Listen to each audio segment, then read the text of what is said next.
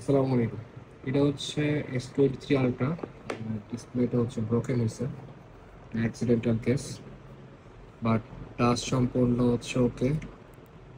আর ডিসপ্লের কালার হচ্ছে দুই জায়গায় নষ্ট হয়ে গেছে।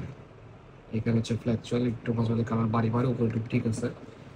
যদি শুধু এরকম হতো তাহলে অথবা গ্লাস চেঞ্জ করলে হয়তো, বাট এখন অথবা এইভাবে ইউজ করা যাবে, অন্যতে হচ্ছে ডিসপ্লে চেঞ্জ করতে হবে। শুধু গ্লাস চেঞ্জ করলে এটা কাজ হবে না, আমরা ট্রাই করছি। তাছাড়া বাকি যা আছে সব জায়গায় হচ্ছে টাচ রেসপন্স হচ্ছে ওকে আছে।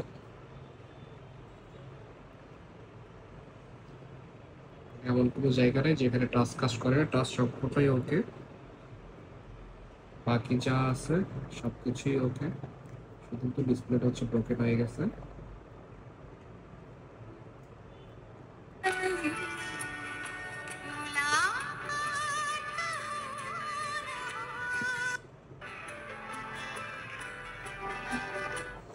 তো ফোনটা হচ্ছে ব্যাক সাইড সম্পূর্ণ ফ্রেশ, সাইড বডি ফ্রেম যা আছে এভরিথিং ওকে, এস পেন সব কিছুই ওকে।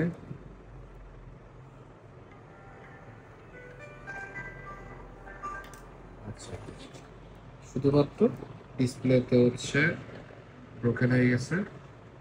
আর হচ্ছে এই যে দুই জায়গায় বা তিন জায়গায় ডিসপ্লেতে স্পট চলে আসছে।